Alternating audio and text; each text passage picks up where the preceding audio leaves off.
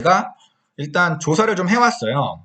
조사를 좀 해왔고, 일단 좀 보면, 지식산업센터 같은 경우는 예전에는 이제 경매로 거의 지산을 많이 했었고, 일반 분양을 받아가지고 뭐 돈을 벌었다는 얘기는 사실 별로 없었거든요. 왜냐면 그 전에는 사실 그냥 아파트나 뭐 재건축 재개발 쪽이 워낙 핫하기 때문에 굳이 지식산업센터까지 눈을 돌리지 않더라도 돈 벌 수 있는 방법이 많았으니까 그런 건데, 요즘은 워낙 세금 규제가 심하기 때문에 이쪽으로 눈을 돌리는 것 뿐이에요. 네. 틈새 상품인 거고, 이 지식산업센터의 장점은 뭐냐면, 일단 주택수에 포함이 안 되고요. 그 다음에 취득세 측면에서도 오피스텔이 4.6%를 내는데 지산 같은 경우는 50% 감면을 해줘가지고 2.3%밖에 안 내요. 그러니까 이건 메리트가 있죠. 그리고 양도세 중과에도 포함이 안 되고, 그리고 분양권 전매도 가능하고, 그리고 지산은 대출도 잘 나와요. 7, 80% 대출이 잘 나와요. 그러니까 이런 것들이 장점이기 때문에 요즘에 지식산업센터 분양을 많이 받고 있는 거죠. 근데 알아두셔야 될 건 기본적으로 지산이라고 하는 거는 시세 차익형으로 접근하는 상품은 아니에요. 수익형이에요. 우리가 상가를 접근할 때, 원래 이제 상가를 접근할 때 많은 분들이 그냥 월세를 바라보고 접근하시지만 사실 상가의 장점은 수익형이기보다는 그 상가가 몇 년이 지났을 때 그 상가의 가치가 올라가서 시세 차익을 노리는 것들이 이제 사실은 고수의 영역이거든요. 근데 지산도 마찬가지로 당장에 내 눈앞에 월 얼마가 들어오는지도 물론 중요하지만 그것보다는 내가 가지고 있는 지식산업센터가 몇 년 뒤에 내가 매도를 할 때 잘 매도가 될 것인지, 얼마의 매도가 될 것인지, 얼마가 오를 것인지에 대한 접근을 먼저 하셔야 되는데, 그게 아니라 그냥 요즘에 지식산업센터가 핫하다 그러니까 막 들어가고 있는 그런 분위기거든요. 그러니까 이거는 좀 알아두셔야 돼요. 기본적으로는 시세 차익을 기대하는 상품이진 않고 수익형 상품이다.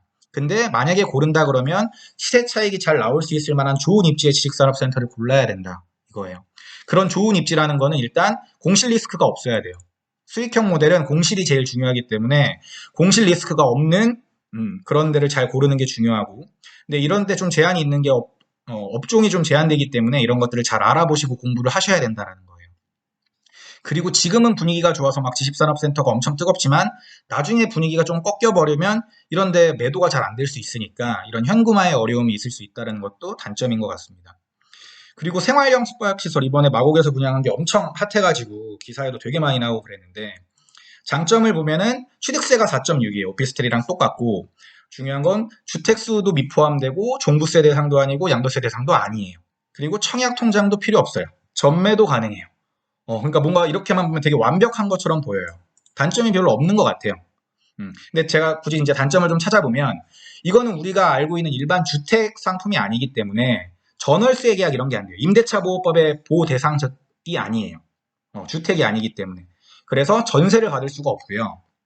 이 상품은 월세 상품인데 그냥 1대1로 매칭해가지고 이렇게 하는 게 아니라 중간에 이제 관리 업체 같은 게 하나 있거든요. 그 관리 업체에 저희가 관리비를 내고 이게 한 1개월 렌트비 정도 된다고 하더라고요. 그래서 여기에 이제 내고 이 관리 업체에서 총괄적으로 이제 관리를 해주는 그런 시스템이 생활형 숙박시설입니다. 아까 말씀드린 것처럼 이분들은 임대차 계약이 아니라 투숙 계약을 하고 하는 거예요. 호텔 같은 개념이에요.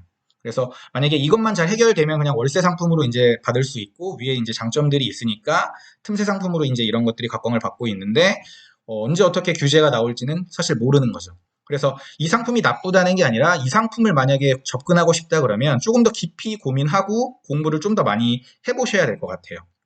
그리고 만약에 하락장이 왔을 때도 이게 가격의 보존이 잘 되는 상품인지에 대해서도 다시 한번 생각을 한번 해봐야 될 것 같고요.